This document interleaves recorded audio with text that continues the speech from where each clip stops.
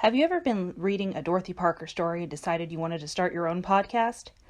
When I tried to get this podcast off the ground, I had so many questions. So, how do we record an episode? How do I get my show on Apple Podcasts, Spotify, like all the places people actually listen? And how do we make money? Which we're still working on, by the way. The answer to every one of these questions is really simple. Anchor. Anchor is the one-stop shop for recording, hosting, distributing, getting it all together for your podcast. And it's 100% free, easy to use, and you can get matched up with sponsors, which we're doing right now. When Amanda and I started this podcast, we had no idea what we're doing. And 3 episodes in, we're still trying to figure it out. But Anchor has made it a lot easier than going on our own. So if you've always wanted to start a podcast, make money doing it. Go to anchor.fm/start. Again, anchor.fm/start to join me and the diverse community of podcasters already using Anchor. I can't wait to hear your podcast.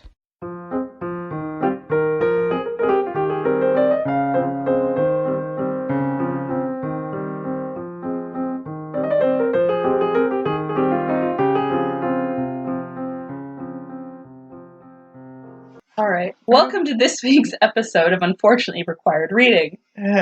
This week we're discussing Wuthering Heights, or avoiding it as much as possible. Yeah, we've spent the last 15 minutes not talking about this book. So, the creative title for this episode is Withering Interest, because my friend Mike in high school coined that, and I have never gotten over it. Yeah, at the top of the show, our friends, Fuckboys of Literature, asked us, did we consider throwing these books out of the window? So I will scrap that from our questions section. And I will say, for the first time, I have considered defenestration against a book.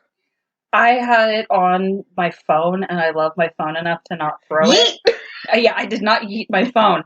However, I did have to stop multiple times and go, sweet Lord, I'm doing this for the podcast. I've read this book twice before now. Once freshman year of high school, and I remembered nothing of it because then we had to read it again for AP Lit in senior year. And then at that point in time, I kind of suffered through it because I thought, oh, no, it's so romantic. Heathcliff is so romantic. Heathcliff is not fucking romantic. I just squinted at Tori very loudly. Yes. So that's this book. I admit that there is a lot of instances where, with the best of intentions, I try to get through a book and I fail between day job and living my life. This is one where I have actively reveled in. I did not finish this. I told Amanda that because I knew that I would have a hard time sitting there and going through the book, like the hardcover book again, I put it on audiobook. And for the entire last hour of the book, I had it on 3.5 time just so it would go faster and get done because I felt like I was being tortured. So that's this book. What are we drinking? We are drinking a Lavender French 75. Yeah, Tori messaged me and said I would like to infuse lavender into gin, to which I said I will not object. So it's all the basic players of a French 75. We're using a Victorian lemonade. And Andre Spumante, our dear friend. It is floral. It's very floral. So I've been infusing the gin for 2.5 days, and I kind of feel like I probably could have just gotten away with 1. I think it also might just be the concentration of lavender, because lavender is one of those things that, like, you think that you need a lot. Because, like, I have that with elderflower liqueur. I tend to pour heavy on Saint Germain, and then you get a cocktail, it's like, poof, flowers. Yes. Like, there's a... I did use a lot of lavender. To not talk about this book, do you remember the old Strawberry Shortcake movie from, like, the 90s? Probably in passing. So, like, that was one of my favorite movies when I was a kid, and there's this part where the purple pie maker, who's evil, which I just love, he's the purple pie maker, and his evil counterpart are, like, turning all things, like, different flavors, because it's a Strawberry Shortcake movie, and Strawberry Shortcake has this owl who's, like, eating a bush full of, like, white flowers because he thinks it's, like, candy. And, like, whenever something is too floral to me, that's what I think of. It's just, like, this owl, like, eating a bush full of flowers. He's like, eh! Because that's what it's like. It's, like, something that you think... Like, I have that with jasmine tea a lot. Oh, yeah. Because jasmine tea is either, like, oh, this is so floral, or, like, someone just, like, whip you in the face with a bush. It hits you with this plant. So, it's good. Like, I think in different proportions all of these pieces work. I think maybe it just might be a little bit too much lavender. Yeah, but it's not unpleasant. It's about as dry for a cocktail as I get, though. Yeah. And I love dry, so I'm like, all right. Yeah, I'll work my way through it. So you got this really awesome cheese. I did. I got a white Stilton with a candied lemon peel in it. And your cheesemonger friend said that it was... It's a love or hate cheese. Like, it's... White Stilton is still, like, a blue. It's still a blue cheese. And it has a candied lemon, which is actually one of those things that I quite like. I know that not everyone likes it, but I'm actually, like, a bit of a slut for citrus in a weird way. I want that on a sticker. Bit of a slut for citrus. I can do that. I can do that. Like, I am a bit of a slut for citrus. So, there's also two kinds of bread. There is a challah roll, because challah makes me holla. Yes, you did it, so I didn't have to. I could feel it. And then there's a Kaiser roll, because when I was in Austria, Kaiser rolls, cheese, and honey is how I survived. It's funny, because when I lived in Scotland, I lived off of strawberry jam, butter, and white bread. Yeah, there's a... Tesco, man. Tesco. I think it's Butterkäse. Like, it's a very, like, alpine cheese, Kaiser rolls, and honey. Like, that was breakfast for me. Like, almost every day in Austria, and a lot of coffee. That's really good. I'm so glad you like it. Let's see. I don't hate it. It is very sweet. It is very sweet.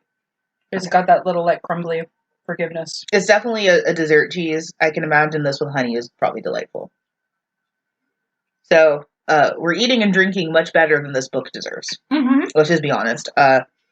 Is this like 1984 where we did this because we wanted to feel better about our lives? I don't know why we did this because, again, we're jumping the shark. I've never had to read this. I have. I've heard. I hate it.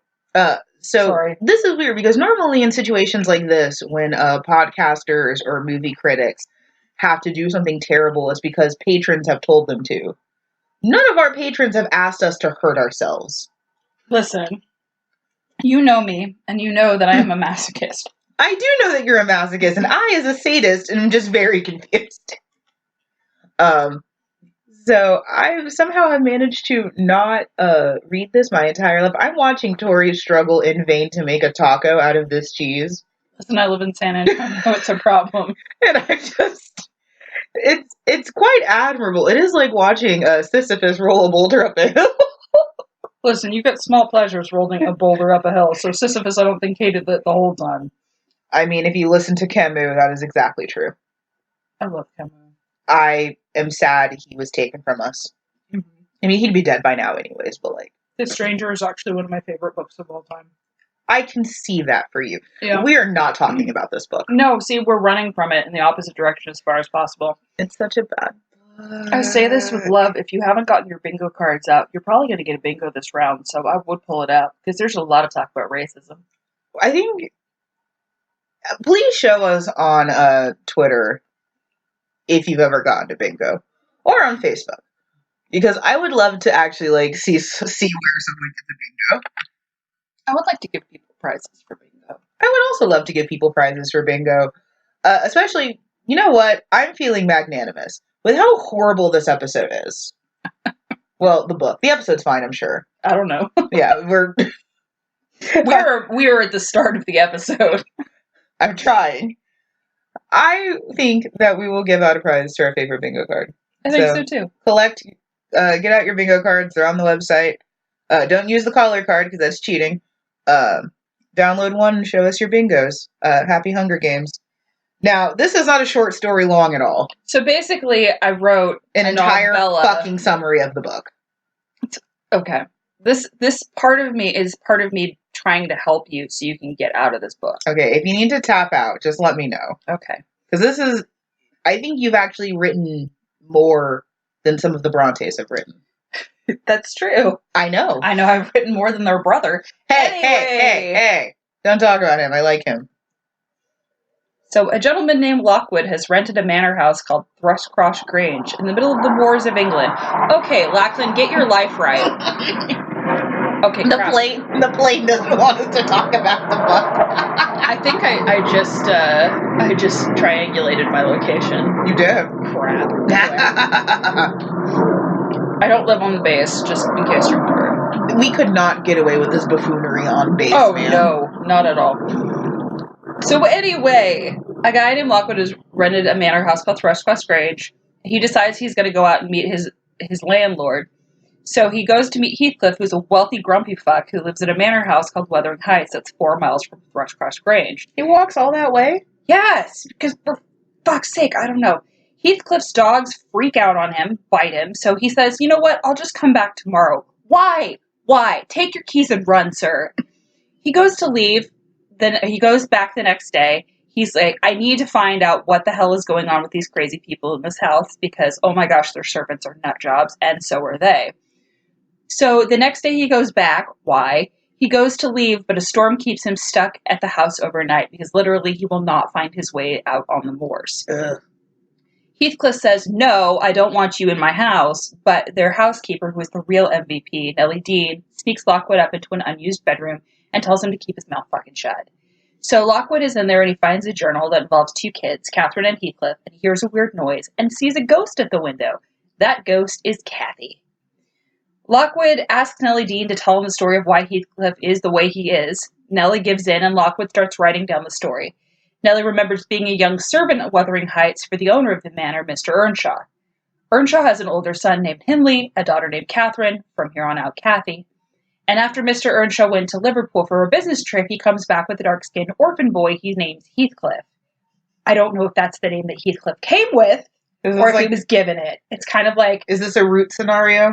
Yeah, it feels like he went and adopted a dog at a shelter. Like, that's how he... Anyway. Oh, God. He's going to raise this new kid. And I should probably mention here a content warning. We're going to have some discussion of child abuse. So Some, yes. He's going to raise the new kid with his other kids. And this goes about as well as expected, as Hindley hates his new brother and wants to make his life a living hell. Kathy, however, quickly comes to love him, and both she and Heathcliff become inseparable jerk kids who hang out on the moors. So basically, think of the kids who, like, break things in your neighborhood. That's these kids.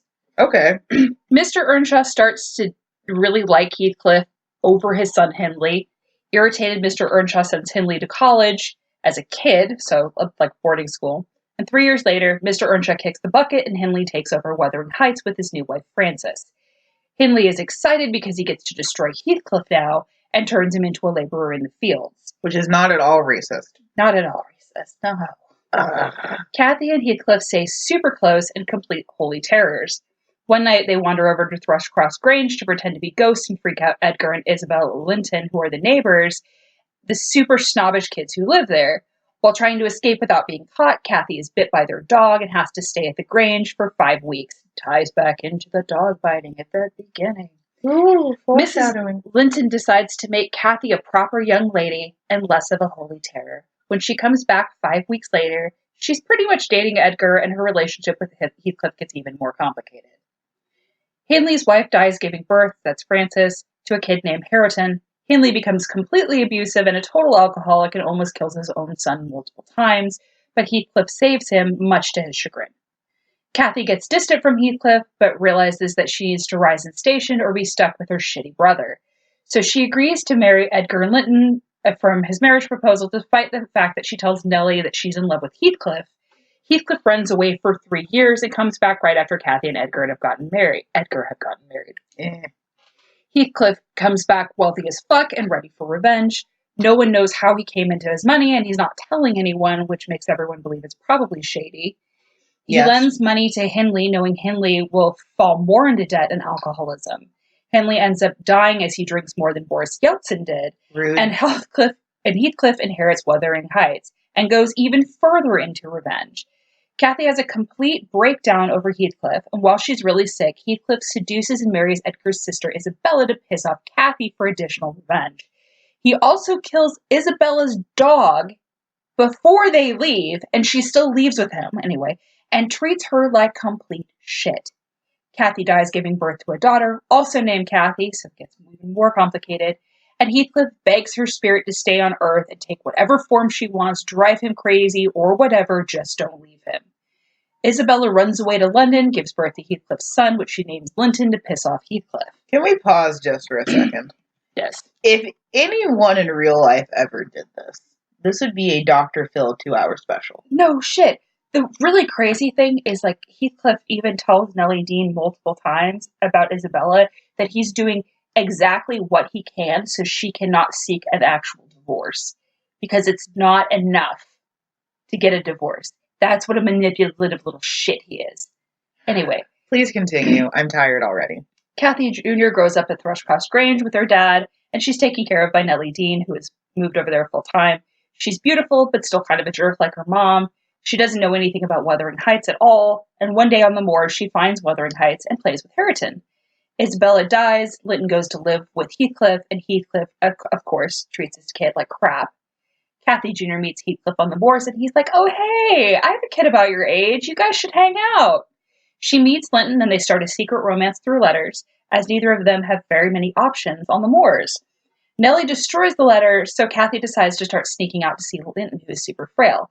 Of course, Kathy is the only one actually writing her own letters. Heathcliff is writing the ones for Linton, or so forcing him to, which is awful. She finds out Linton is only pursuing her because Heathcliff is making him so he can inherit Thrushcross Grange as well. Edgar is super sick and about to die. Kathy Jr. gets called to Wuthering Heights, where she's held captive until she agrees to marry Linton. Edgar dies. Linton dies.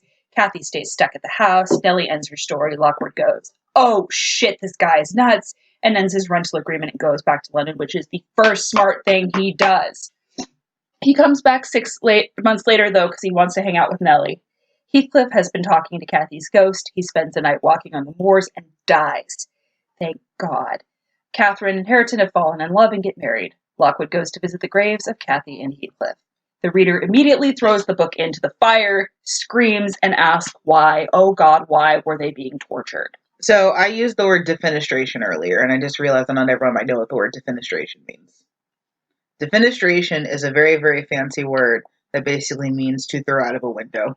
Yes. Coming from a famous series of defenestrations that happened in Prague during the Protestant years, where a bunch of Catholics threw people out of the window and vice versa. The defenestrations of Prague were a thing. It's just a bunch of people throwing each other out of windows to prove a point. One of them ended up being a miracle for a saint. Yeah, he landed in a pile of horse shit and he didn't die, so it's like he's a saint, I guess. The bar for Catholic sainthood sometimes is very low. All Saint Sebastian had to do was die hot, and this guy had to fall into some horse shit. That's it. Saint. I don't take pleasure in not finishing the assignment because that's the thing with doing a literature podcast, that we get busy. This book was so bad that I couldn't finish it. It's tough. For me, it's tough because I hate Heathcliff so much, which is weird because when I was younger, I put all the blame on Kathy. Mm-hmm. Now that I'm older, Heathcliff had the option to go out and make something of himself and, like, take that abuse and do something else with it. And he fucking doesn't. We'll talk about nature versus nurture. Yes. So obviously my opinion is Heathcliff is an insufferable dickbag. Okay. I don't think that you're wrong. I think where I'm complicated with this is, one, the racist aspect of it. Mm-hmm. Is that if insert Bronte here. I don't remember which one this is. Emily. Sure.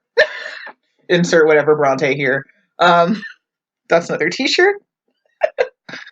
If this is truly a child of literally any descent that isn't European, it is scapegoating this child. And I, as a brown person, have a hard time with this. Because there is a very, very long history of putting negative traits into, like, one brown person and then claiming that they lower the levels of anyone else around them. Kathy does too, though. Yeah. She's white as the day is long. Well, but that's the whole thing, is so I do like that. I mean, that might be the only good part, is that it does seem like Kathy would be a hellion even without Heathcliff, but, like, the idea that, like, maybe he made her worse. Like, that kind of racism. A whole passage where she tries to blame Heathcliff for everything that's happened. And Heathcliff is like, no, you did this shit to yourself. Mm-hmm. And he's not wrong. They're both so awful that I kind of wish they had just let them be together. Yeah. I get a lot of flack for not liking romance, and it's like, it's not that I don't like romance, that I don't like when abusive people ruin people that don't need to be ruined. Mm-hmm. And that tends to be the standard in most romances, is that it's usually like one abusive dickbag and a lamp who doesn't deserve this. So I come off as not liking romance. It's like, no, I don't like perpetuating abuse. So at least in this instance, like, I'm fine with two terrible broken people being terrible and broken together.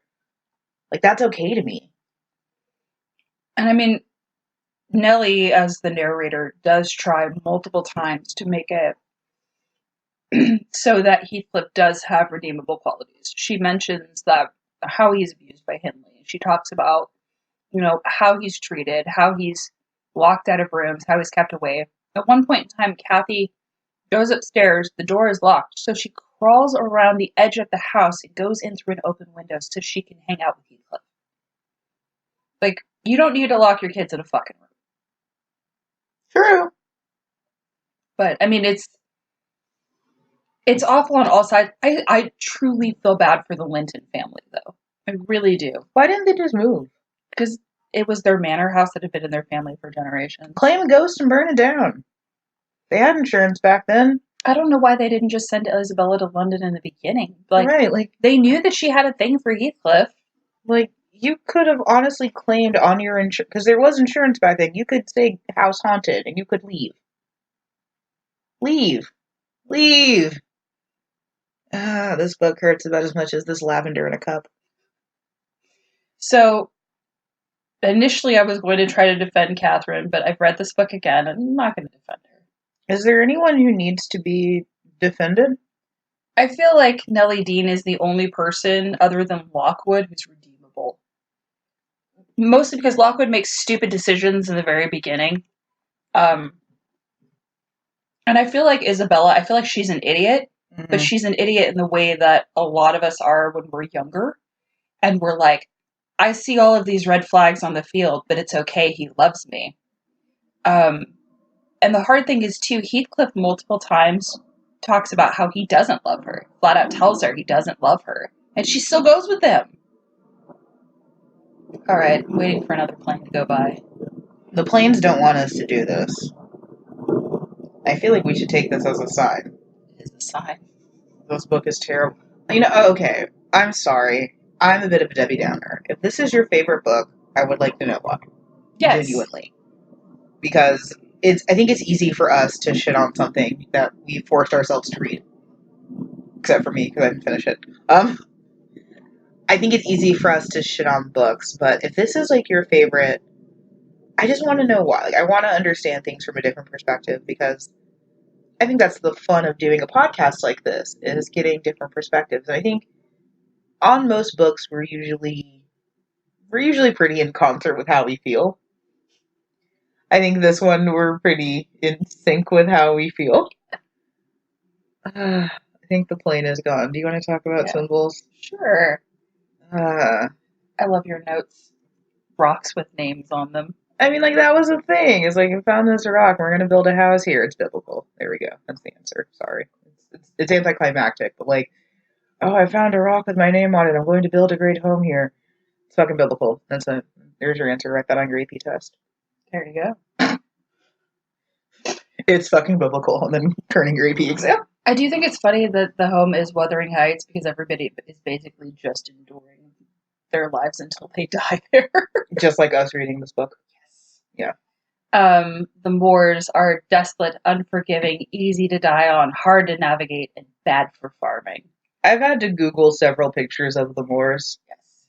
And, why would you live there? Free land, people leave you alone. I have a picture of me in Scotland on the moors, spinning around and singing, because that's what happened. I'll have to find that picture. I've not been to Scotland, hence my desire for a Scottish husband. Scotland's amazing. It sounds like it. I now have this huge desire to go to the Rosslyn Chapel and stuff, and not for anything that has to do with Dan Brown, y'all. I would go for every reason that has to do with Dan Brown. So, if we get enough patron support, and we get to take our Viking River cruise. Oh my gosh, yes. That's our goal for 2021 is how do we take a Viking River cruise? Oh my gosh, I want to go to Russia so bad. I think I'm too black. You might have a hard time. I don't know. I think I'm too black. I might be too American, so.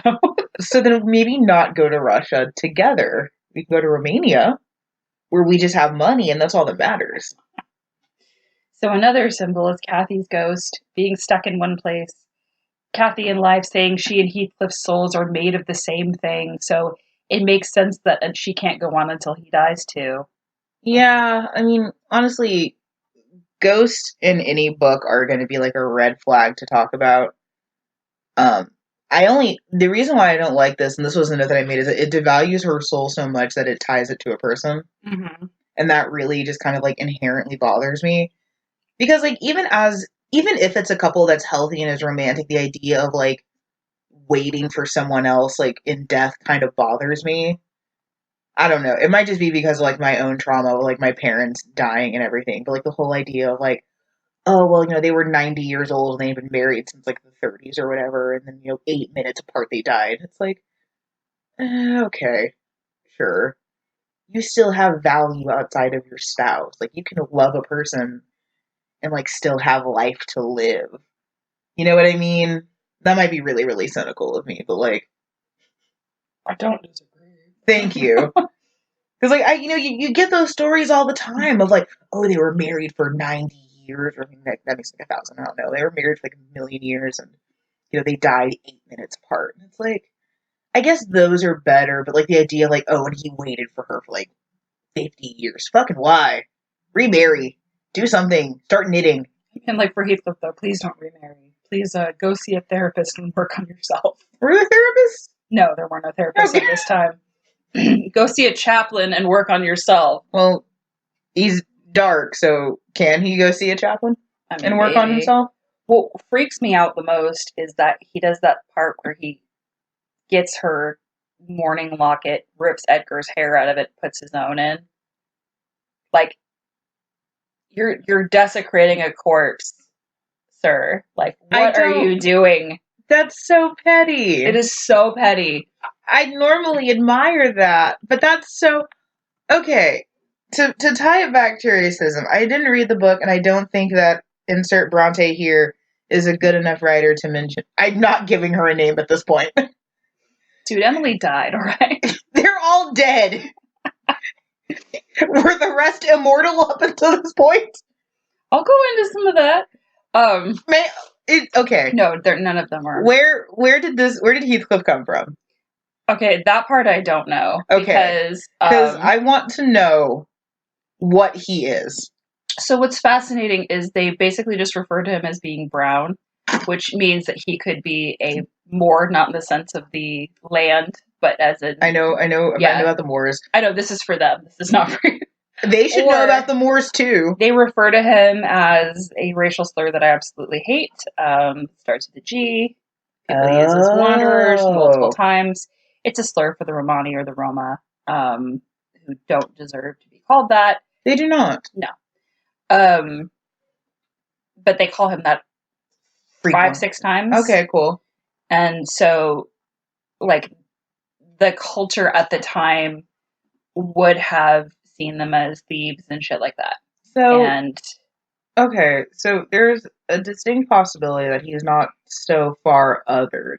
Well, one of the interesting things is, and I've seen this for multiple people talking and kids asking this question too, is Heathcliff Mr. Earnshaw's biological kid?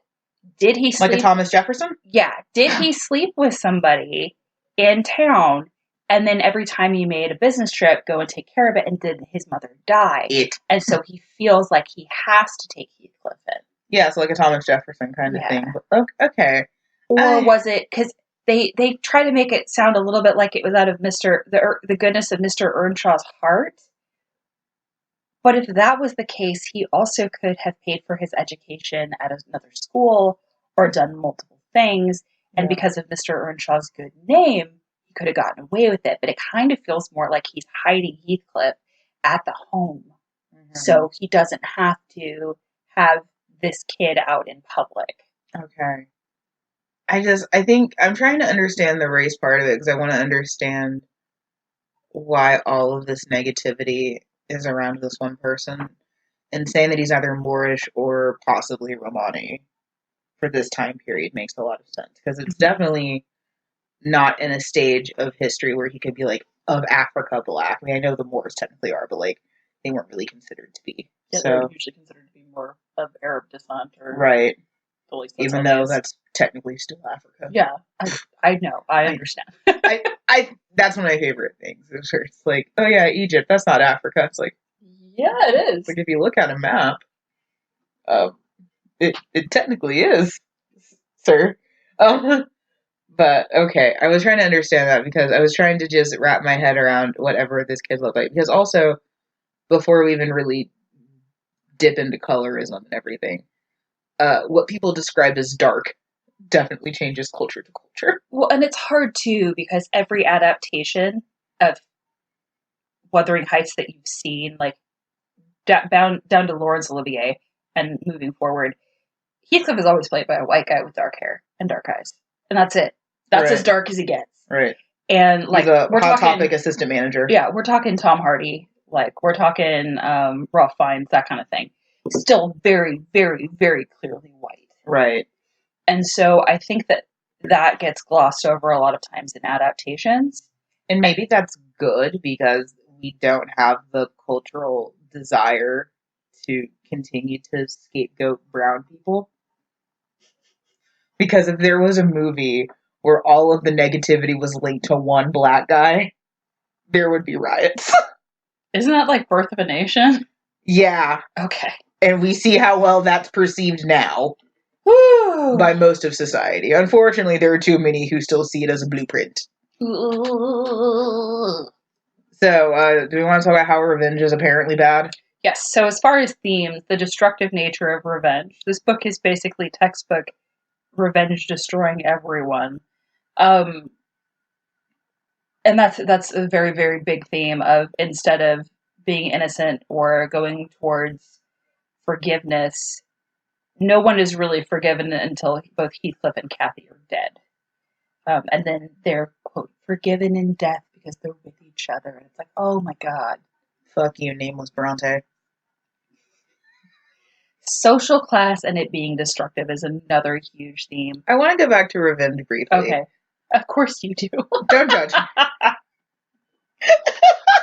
kind of like, are we talking about revenge or torture? Amanda. Hello. I disagree with this only because there is something that's incredibly satisfying about revenge, and whenever people dogpile on it, it actually just makes me very unhappy. Because if it wasn't so psychologically pleasing, we wouldn't do it. If you couldn't get off on it, we wouldn't keep doing this. And there's a part of me, maybe if Heathcliff was written better and he didn't have the name of a cartoon cat. Oh my God. That's all I imagine. Is a Garfield knockoff. I know he came first. Can I quit the podcast? No, you can't. It's a Garfield knockoff. Like, meh. Just being a petty asshole. I would almost admire it if this book was written by a better person. But I don't think that revenge needs to be that destructive. And this honestly doesn't even feel like revenge. I think for me, especially because I did read more ethnicity into him, it almost just felt like, and here's a bingo mark, like a Django Unchained power fantasy where I'm going to fuck up all these white people.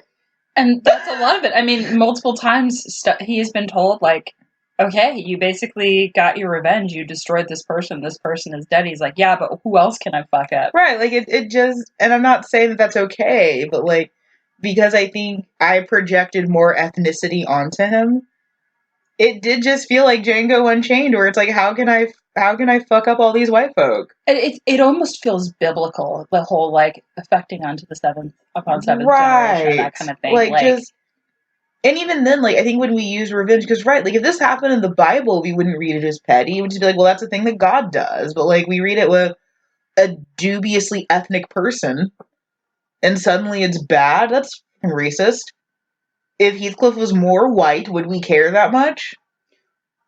Probably not. Yeah, like, he would just be, oh, he's a difficult man. Right, he'd be a proto-Draco Malfoy, or a Lucius Malfoy. And that's one of the other big themes that we were calling out as dark-skinned children being considered of less value than light-skinned children in a lot. Skills. I don't know. And I mean, we've even talked about this before, like the different ways people of color are treated depending on the lightness or darkness of their skin. Right. Like I have a note in here that that perception is called colorism for people in of color communities, and it's racism for anyone else. Like that's just how it is. I'm sorry. I don't make the rules. I just enforce them. Um, but like it's called colorism, and I experience it as an African American, where because I'm on the lighter air quote spectrum, that I get a fair amount of colorism from my brothers and sisters who are darker than me. And in all fairness, the people that are lighter than me, I still get it. So like even looking at my family, I have aunts that are lighter than me, and I have aunts that are darker than me, and I'm somewhere in the middle. And it's this weird disassociative thing of like, how black am I?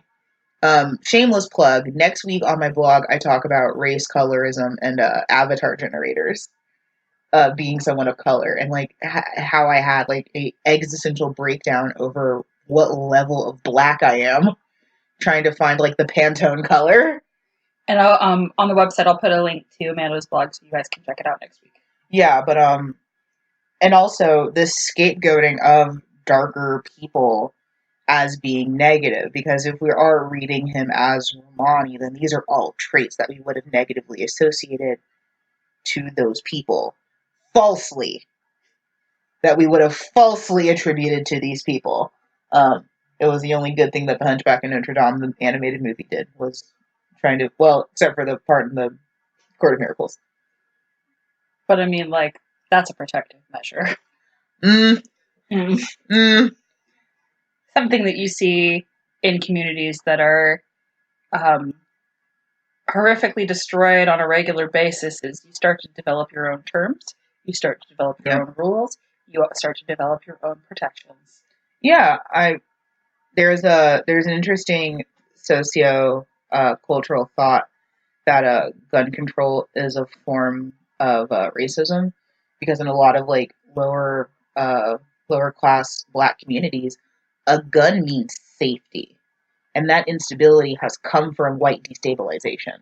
So if you want to enact gun control in a sweeping way like that, then you are taking safety away from people to make others feel comfortable. I personally don't agree with that thought process, but the logic behind it I can respect and understand.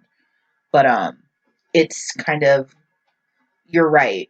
Communities of color and marginalized communities do come up with their own language. If you ever have a free time, looking up the dual language of queer people is fascinating. Don't use it unless you are a part of the community, because there's nothing that drives me more crazy than basic Target moms going, "Yes, honey, slay." "Yes, queen, work." Like, Becky, be quiet. So I'm going back to social class and it being destructive. I don't think it is. For Kathy, it is. Okay, because fine. her whole life, obviously, she's been raised in one way, which is hysterical because she doesn't even want to be raised that way. That's what blows my mind, is she doesn't want the dresses, she doesn't want the money, but she's so afraid to fall out of that class that she's like, I'm going to marry this guy that I don't really like, but like he's my neighbor and I mean he's kind of nice to me, so, but like I really love Heathcliff, but I really shouldn't, like, I don't know, because she even says like in straight up to Nellie Dean, like, hey, I don't really want to be with him, I'd rather be with Heathcliff, but you know, like I don't want to fall out of social fever. Society hasn't accepted marrying an anthropomorphic cat. Oh my god. I want to see that fan art. I don't. This is where I ruined the podcast. I quit. No, I'm just kidding. There's some names that are forever ruined, and I'm learning that Heathcliff is one of them. It's just a weird orange cat. So I like to throw the pathetic fallacy in whenever I can. A lot of the weather in this book follows what's going on. Rain, snow. Yeah. Anyway. I hate the pathetic fallacy so much. I was like, nobody cares unless you're in college lit and you have to write it into a paper. Sorry, Professor Silver. I love you very much. Do you? I do love Professor Silver. She was amazing. She told us the whole story about her husband leaving her for another temporary speaker who then I had a class with. was Ooh. really awkward, but I was like, actually, I know this whole thing. So My astronomy teacher was showing us pictures from one of the Galileo museums in Italy, and he said, "This is a picture of Galileo's toe. This was taken right before my wife left me." And it's like, I think I understand why your wife left you if you took her to Italy and you're taking a picture of a dead astronomer's toe.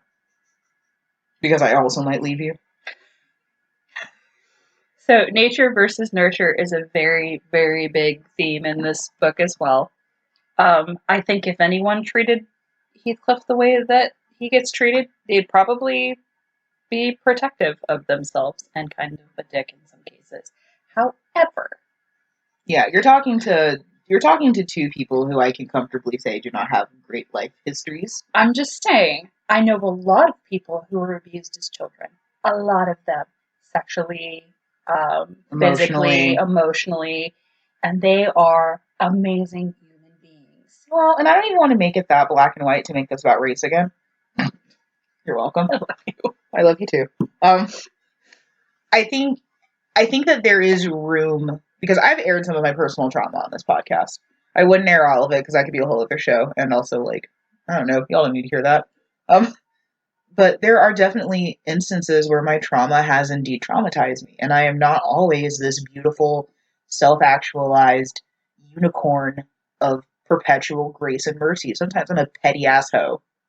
And you know what? You'll see, and that's one of the things that, like, I encourage you, especially if you have family or very close friends who have been abused, understand that a lot of times the way that they will respond to something is very different than somebody who has not been. I don't know what you're talking about. I respond to everything exactly as I should.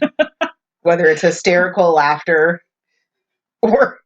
Well, and that's the funny thing, too, is, like, I don't know. I don't even know where I'm going with this. There's a disassociation when you're traumatized that, and especially if you come from, like, a traumatized family, because it does tend to perpetuate itself, like, it colors your world in a weird way. I keep using alliterations like color and race, and I apologize. I blame the lavender.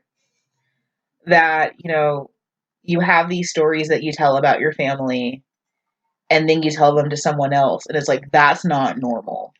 I had a friend that I told him all the stuff that kind of happened to me up until I think I was like 14.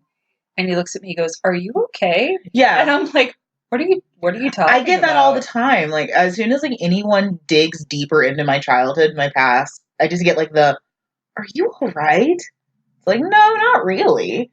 But, like, this whole, like, because I'm always of such two minds about this, because there's a part of me that does agree that you can be more than what you were raised in, but it's also a fucking lie to think that it doesn't affect you. Like, I bear the scars of my trauma every single day that I'm alive, and it comes out through anxiety, through disassociation, through insecurity, depression, obsessive compulsive disorder, which I absolutely don't have. Knife cuts. They're great. It comes out in all these little neurotic ways, and, like, even talking to my family about it, without getting too personal, in a recent conversation with my aunt, she said, "Well, look at how well you turned out." And it's like, but that's not okay, because there's always that line about, like, pressure makes diamonds. You know what pressure also makes? A bunch of fucking broken rocks. Like, to hope that someone who is broken will always turn out okay is just, it's tragic and it's scary, because there's so many of us who, to get super deep, are not here today because of that. So we can't ignore the environment that someone was brought into, and we can't ignore how they're socialized and how they're raised. It, however, is not an excuse to be a shitlord, which is how I've always described it, is that my trauma is not an excuse to be a shitlord. If that's the case, then I reserve the right to have a purge every single month. I would like to cash in my chips, and once a month I would like to have a purge. I would like for it to be like in Jumanji, where I get to have like an old-timey hunter's hat, and I get to have a purge once a month. So you get a pith helmet? Yes. And are you fighting with a spear or like an elephant gun? Probably like a bayonet or something. I've given this thought. Like, if that's I can tell, and that's why I'm afraid. Like, if that's the case, if we get to trade in childhood trauma for shitty behavior, I would like one purge, please. But that's not how society works. You don't get to trade in your trauma for being a shitty person. That's just not how. No. I mean, like, could I trade some of these chips in for jelly beans? I don't Yes, know. you absolutely Okay. can. Why do you think I get you nice cheese? I love nice cheese. I feel like the last several cheeses I've been very on the fence about, but Tori has been incredibly enthusiastic Oh my about. gosh. Like, it makes me so happy. The champagne cheddar you really liked. Yes. And I ate the whole thing. I will tell you that my tastes have gotten very interesting. I want to go to this European market so bad on the other side of town because it's got a bunch of Russian shit. Why don't we go? I want to go. I can't get you to leave the house most times. I know. She says she wants to do. She says she wants to do things, and then I ask and I say, "Let's do it," and then I never hear back.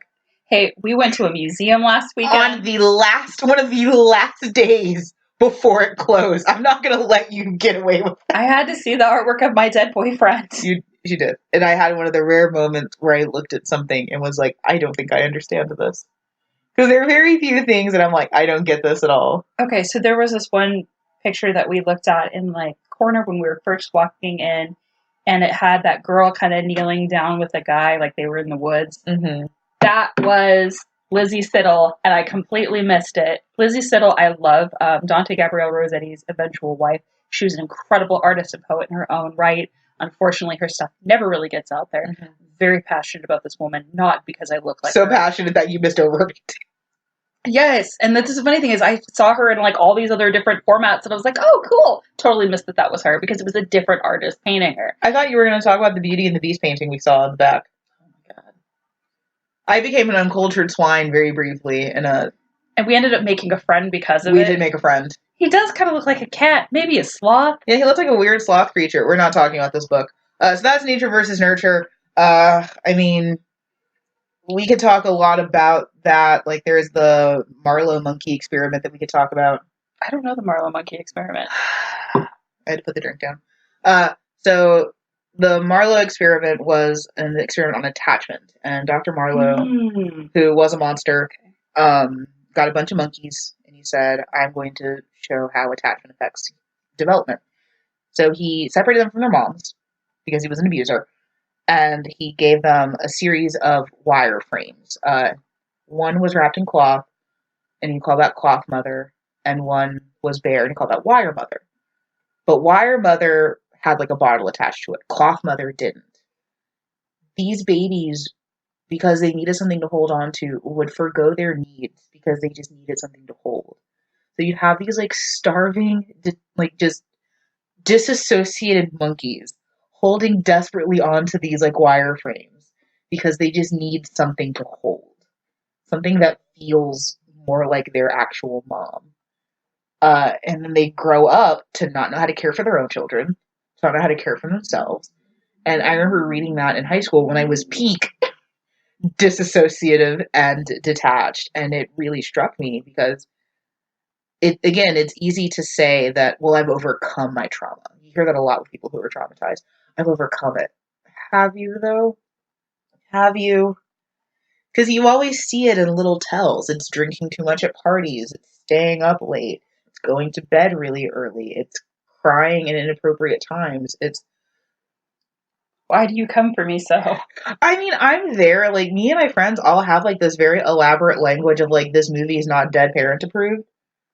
Because no one likes going into a movie, like, on a date or something and having a full fucking nervous breakdown. Just because, like, this movie is not dead parent approved. Oh my god, I lost my shit at Big Fish when the dad dies at the end. Mm-hmm. Oh my god, I was sobbing in the theater for like 10 minutes after. My boyfriend at the time was like, we need to go. And I like could not stand up because I was crying so hard. I lost my shit during Endgame. Oh. Yep. Oh. Yep. Yeah. Yep. Yeah. Yep. Endgame, I was just inconsolable. I can see it. Yep. So we're never watching Endgame at my house. I'm gonna like give you a list one time. Be like, we're gonna hang out. Okay, what movies are we watching? Tell me which of these are dead parent approved. Right. Tell me which one of these can you get through. Fun story. I think I've told this on the pod before. My friend and I ended up watching The Lion King like the fall after my mom died, and I just remember breaking down. Shit. And my friend looks at me, because neither of us thought it, because we were babysitting. And it's like, yeah, the kid wants to watch Lion King, whatever. And you get to the end where it's like, Dad? No. And like, just the quiet sob of just like tears rolling my face. My friend looks like, I'm a monster. Dude, I cried at Frozen 2 in a theater full of small children when Anna's singing Do the Next Right Thing. So I'm like, this is the ultimate song about depression, about just getting up and moving. And I'm like... I cried during Tangled during Mother Knows Best. If you want to understand an abusive Southern parent... We can have a conversation. A gaslighting Southern parent. If you cried during Mother Knows Best, we've had a similar childhood, and you can cash in for one hug from me. Why is it trauma equals one hug from Amanda? That pretty much. It has to be verifiable. You can't just like walk up to me and hug me at like Whole Foods. You have to be vetted, unfortunately. All right. So there are a lot of personal things that affect the narrative. Emily Bronte's book was published under the name Ellis Bell. We've kind of talked about this with her sister Charlotte. Mm-hmm. They published under men's names because they couldn't get their books published as women. Or maybe because they weren't good authors. Sorry. Charlotte was good. She just had a really weird concept of what is socially acceptable with a man. Anyway, so Charlotte actually edited this book because her sister died before it could be published. Mm-hmm. So that may have a lot to do with it. Sure. You have a lot of notes here about her brother. No one liked him. Their brother got into a lot of trouble. Mm-hmm. He drank a lot. Yes, he did. He ended up dying partially because he drank too much. Which is a thing that can happen. It severely affected their family. He had a lot of debts. So Hindley kind of shows up, I think, because of her brother. His name is Branwell. I keep wanting to call him Bran. Because I've been in a deep dive of George R. Martin's failed sandbox. So you were talking to a lot about the gin craze as well. Yeah, so this actually happens after the gin craze. When I was spitballing with Tori, I thought that it happened sooner too. It's about 100 years after the gin craze, but the gin craze was this thing that happened in England where, because gin was plentiful, people were kind of insane. Think about what led up to American Prohibition, where alcohol is very plentiful and men had free time, and then they would get drunk and they would come home and, according to Prohibition, it was like beat their wives and stuff. So gin was an insane thing that apparently caused all the ills of empire, and because of that, a bunch of temperance movements started after that. So this was like 1700s, 1750s and stuff. So you get into a world where, when this book is written, there's a lot more temperance. So the idea of like being a drunk is way less socially acceptable. So I think if this book came out maybe like 100 years before, 100 years after, no one would look at these guys and bat an eye and be like, oh yeah, this guy likes to party or whatever. So that's a lot of the gin craze. My grandmother used to say unprovoked gin kills. Like, just unprovoked, like not talking about like anything else, just gin kills. And I remember that. And now here I am, a gin drinker, which I think is hilarious. And I hate that I would shame my grandmother. But we also use it sparingly and in cocktails. Sure. Wait a minute. I do not drink gin neat. Okay. I don't know. Well, no, I'm lying. I know one person who can drink gin neat. No one else I know is such a moody Victorian poet that they can have a cup of gin. That's intense. That's also because they're usually drinking the cheap shit. I would probably not struggle as much with the not yet sponsored seersucker. Oh, I love them so much. That's a smooth enough gin that I could probably get through. And that actually acted as the base for our lavender gin. It did, which I think is why I'm trying to get through this. It tastes like medicine. I like it, but just because I took a class on sorry, I'm going to screw this up. Quaranderism. That was the whitest I've ever done it. It's like the traditional medicines of, like, especially Hispanic culture. I'm aware. Like, I've had eggs rubbed on me. Oh yes. But I was reading this whole thing about lavender, and so I'm like, okay, I'm a moody bitch. I'm going to try this out, and it's actually helping a lot, and I'm a little surprised. But There's my previous therapist, she had encouraged me to try aromatherapy for my anxiety. And I said, isn't that all psychosomatic? Like, it's in your head. She's like, well, your anxiety is in your head. And I was like, touche, bitch. So, Wuthering Heights is considered to be Gothic fiction. Sure. Which, sure. And when it first came out, people were really kind of divided because there's so much physical and mental abuse of the characters. And there's so much about religious hypocrisy and gender politics and social class and the concept of morality. My dead boyfriend, Dante Gabriel Rossetti, said that he liked the book, but, quote, a fiend of a book, an incredible monster. The action is laid in hell. Only it seems places and people have English names there. And Sure. I think that's hysterical. I'm like, yeah, there's probably a lot of people with English names in hell, dude. Yeah, I don't know. I think that's giving this book too much credit. I'm just gonna go ahead and say that. Well, Rossetti was also incredibly overdramatic about everything. at I any could not given tell at time. all by his paintings. I know you love his paintings. Tori actually has the sticker on her laptop. I do. It made me so happy. Anyway, Finally drug her out of the house. but unfortunately, my favorite painting that they had, they did not have the postcard at the museum other than in a huge pack, and I was like, I ain't buying that. We tried. Also, was that when we nearly fell down the stairs to our death? At the museum? I think I blocked out nearly falling down the stairs to our death. And then the elevator. Oh my god, the elevator. That scared me. I was like, we're going to die. It scared everyone. No, same as an incredible museum, and it's in the old Lone Star Brewery, so it makes me really happy. Yeah, the Sama's great. I really, really like it. I think it's my favorite museum in the city. So, definitely we recommend. You haven't had to take a kid to the museum. I can tell that. No, I'm just kidding. No, I haven't. I have no children. You know what's funny? It's more expensive to go to the museum than it is to go to the cinema. Anyway. Well, yeah, I can see that. I think actually the museum is nicer. Though they do have nights where you can pay and you can be a drunk adult there. Mm-hmm. Yes, they do. Which I would love to do that. So, supposedly this book was written between October 1845 and June 1846. I like to think that Emily was the goth sister, mostly just because of things people have written about her. She didn't really have a whole lot of friends outside of 2 friends that she made at school. She hung out mostly with her family. She created worlds with her siblings. And then her older sisters died at school, and so that was super traumatic for their family.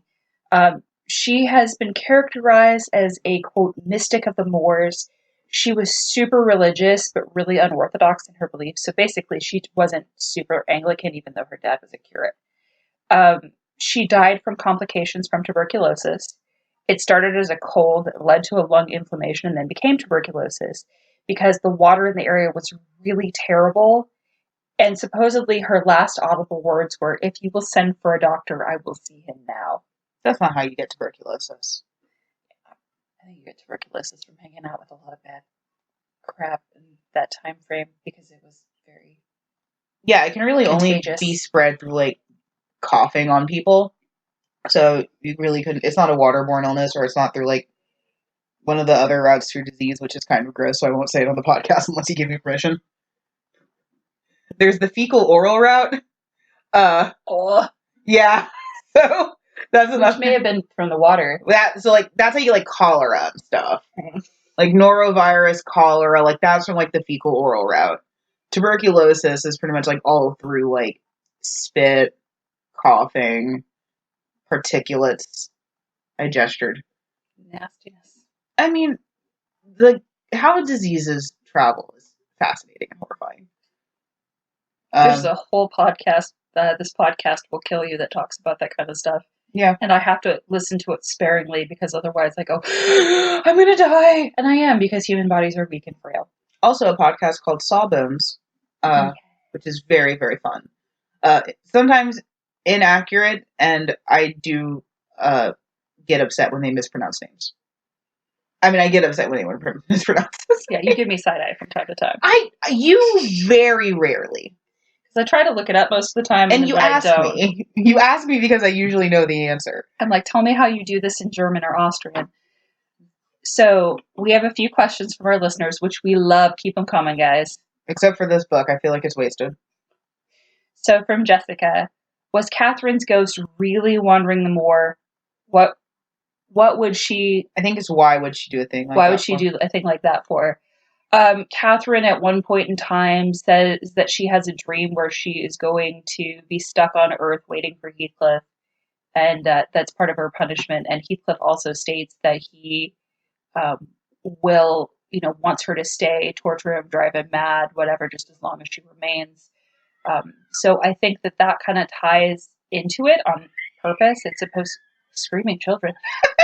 Yes, that's Kathy's ghost in the field on the moors. Oh no. But I think she really was wandering the moor. I think if Lockwood hadn't seen it, then it would be something else. Like it would be like, oh, this is very psychosomatic because Heathcliff is feeling guilty for what he's done. But right, it's like a telltale heart kind of thing. Yeah. Okay. Here's the real answer. Yes, it was her wandering the moor. Why? Because she's a dumb bitch. Sorry, it's bad writing. It goes back to my point of like devaluing a soul so much that she's tied to this one jerk muffin. Jerk muffin. Yeah, that's. What do you want from me? I like jerk muffin. I like that term. You're welcome. Somebody called me Ladybug the other day, and I was like, I like that. You can keep doing that. Anyway. Love you, Raven. I know you don't listen to podcasts. Anyway, do you want to read the next question? Sure. From our friend, the Sisters of Sci-Fi, 2 questions. Why did we need this book? Whispers. We didn't. And why is Anne Bronte not the most celebrated Bronte? Why do we need this book? I don't think we need any book. Yeah, I don't think we need this book. I have a feeling that it's kind of like, come on, Brain, you can do this. Harper Lee. I think it's like To Kill a Mockingbird, where it was probably out of the public publishing domain. It's very cheap to get a copy of it. You'll see versions of it through like Barnes & Noble and their particular publishing. Amazon has cheap versions. Dover has cheap versions. It's a really inexpensive book to bring into a school, and they can fall on the sword of, oh, see, it's women writing. It's women writing British lit. When I feel like there are a lot of other really cool books that they could use, like Madge Cavendish and stuff like that. Mm-hmm. But nobody touches her stuff because it's early sci. Anyway, we're not going into that. Also, if you do still like ContraPoints after her numerous cancelings, I do still stand.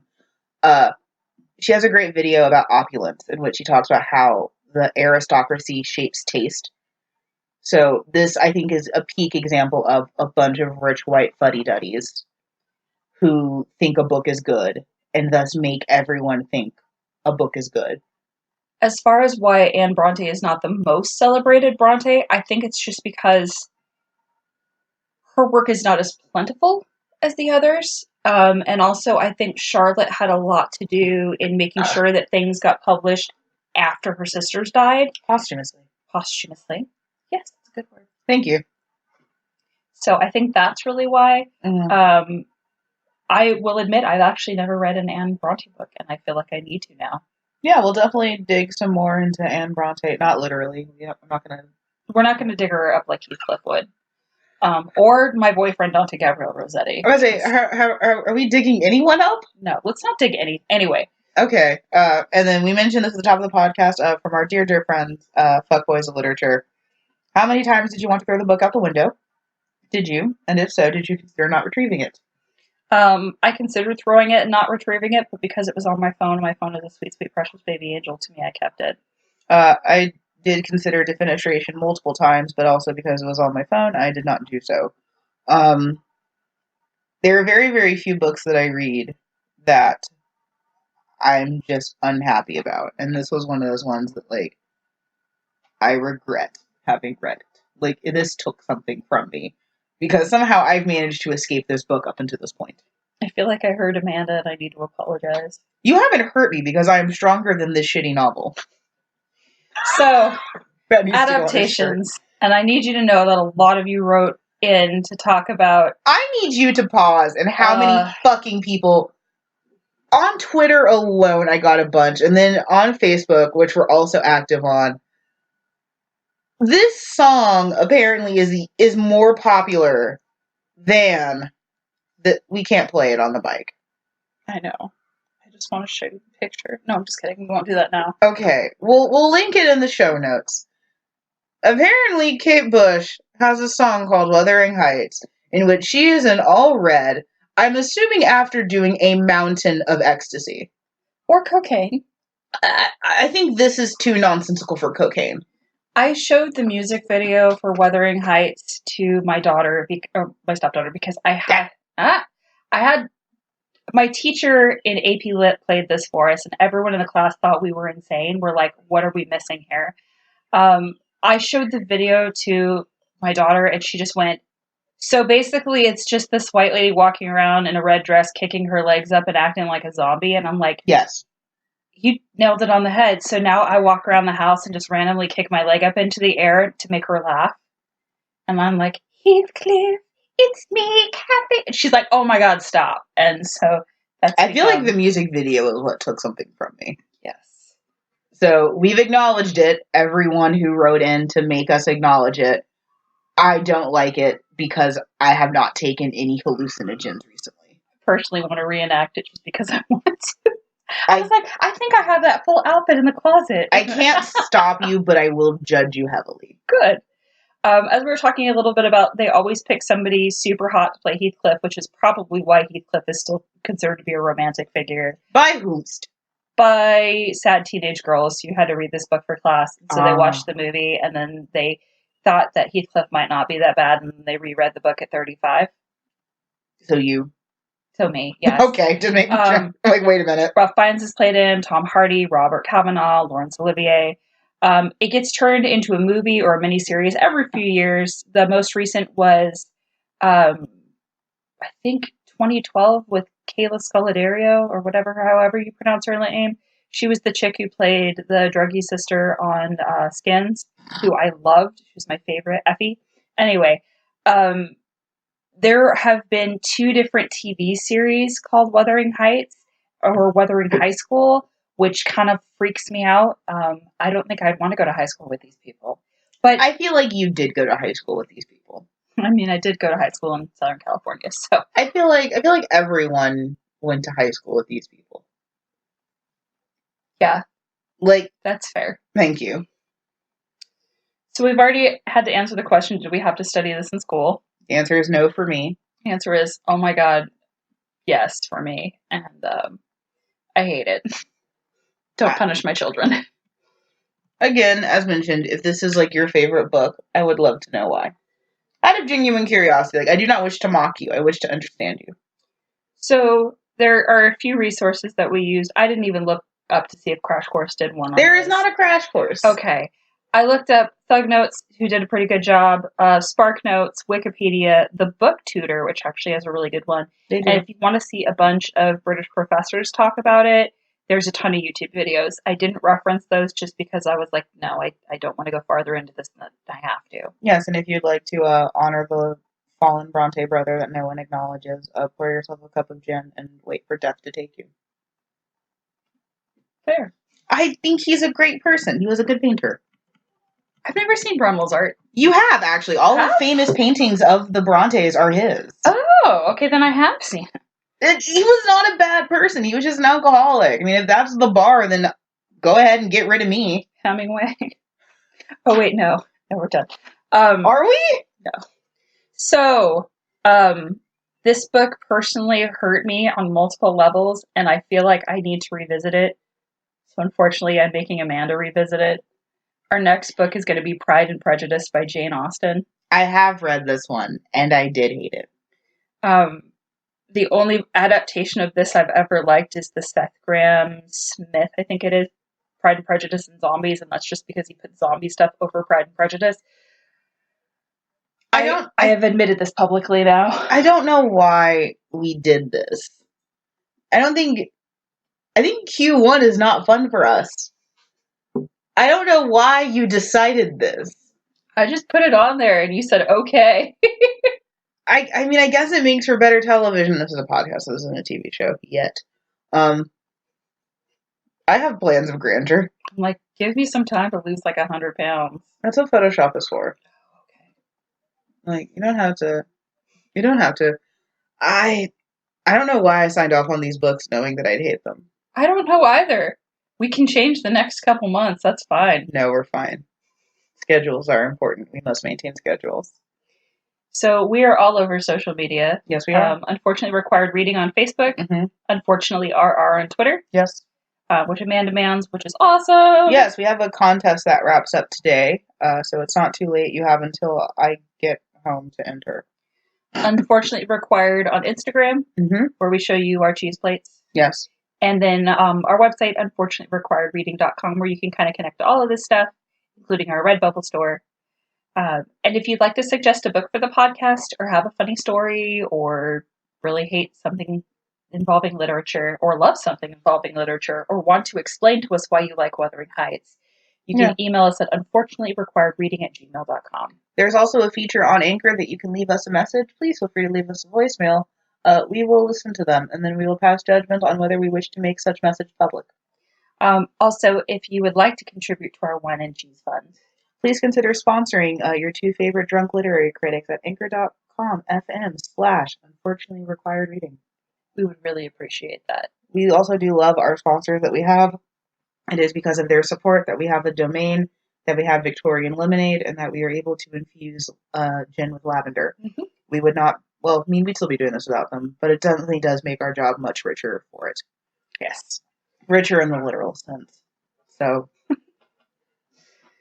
Now, for the love of God, please go read a book. A better book than this one.